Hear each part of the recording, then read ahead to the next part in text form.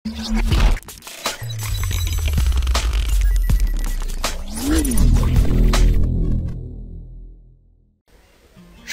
মুস্তফা তিনি বাংলাদেশের একজন প্রথিতযশা অভিনেত্রী। সুপরিচিত তো অবশ্যই, তার পাশাপাশি তিনি অভিনয় জগতে এবং দর্শক হৃদয়ে একটা সম্মানজনক জায়গায় বসে আছেন। অভিনয় জগতে যখন পদার্পণ করেন তখন তিনি পড়তেন নবম শ্রেণীতে। অবশ্য তার আগে ছোটবেলায় মায়ের হাত ধরে এসেছিলেন বেতার নাটকে। তখন সুবর্ণা মুস্তফার বয়স 5 কিংবা 6 হবে। সুবর্ণা মুস্তফার অভিনয় শুরু শিশু শিল্পী হিসাবেই। সম্প্রতি বিবিসি বাংলাকে একটি সাক্ষাৎকার প্রদান করেন সুবর্ণা মুস্তফা। সেখানে উঠে আসে তার জীবনের নানা দিক। তিনি উত্তর দেন নিজের একেবারেই ব্যক্তিগত কিছু প্রশ্নের। তার জীবনের বিয়ে, বিচ্ছেদ ও নতুন সম্পর্কের বিষয়েও কিছু প্রশ্নের উত্তর দিয়েছেন বিবিসিকে। অভিনয়ের শুরুর দিকে সুবর্ণা মুস্তফাকে ঘিরে অভিনেতাদের নিয়ে নানা রকম মুখরোচক খবর বেরোতো পত্রিকার পাতায়। রাইসুল ইসলাম আসাদকে নিয়েও ছিল গুঞ্জন। এক প্রকার হঠাৎ করে হুমায়ুন ফরিদী ও সুবর্ণা মুস্তফা বিবাহ বন্ধনে আবদ্ধ হয়েছিলেন। 22 বছর সংসার করেছেন তারা। অতঃপর 2008 সালে ঘটে বিবাহ বিচ্ছেদ। বিচ্ছেদের কথা অবশ্য মিডিয়াকে জানিয়েছিলেন স্বয়ং সুবর্ণা মুস্তফাই।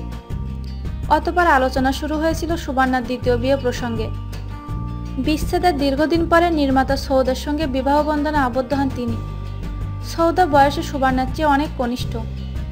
সৌদাকে বিয়ে করার সময় নিজের সঙ্গে কতটা বোঝাপড়া করতে হয়েছিল?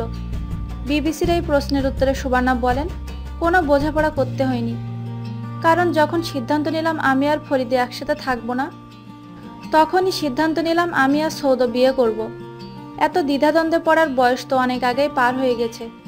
আমার ব্যক্তিগত জীবন সবসময় ব্যক্তিগত রাখতে পছন্দ করি। সুবর্ণা মুস্তফা আরও বলেন, হুমায়ুন ফরিদী আর আমি যখন বিয়ে করেছি তখন তো দর্শকদের অনুরোধে করিনি। তাহলে বিচ্ছেদের সময় দর্শকদের অনুমতি কেন নিতে হবে? কেন কাউকে সরি বলতে হবে?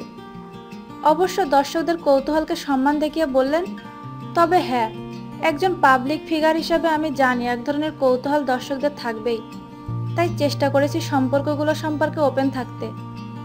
আমি নিজেই বিচ্ছেদ এবং দ্বিতীয় বিয়ের খবর মিডিয়াকে জানিয়েছি, কারণ আমি তো প্রচলিত আইনের বিরুদ্ধে কিছু করিনি।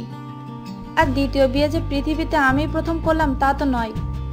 আর কনের চেয়ে বরের বয়স কম, এটাও তো প্রথম ঘটনা নয়। সুবর্ণা মুস্তফা ব্যক্তি জীবনে সামাজিকভাবে অনেক প্রশ্নের সম্মুখীন হয়েছেন। তবে সেসব প্রশ্নকে তিনি পাত্তা দেননি মোটেও। তিনি বলেন, আমি এসব পাত্তা টাত্তা দেই না। আর হুমায়ুন ফরিদীর ডিভোর্সের পর আমাদের বিয়ে হয়েছিল।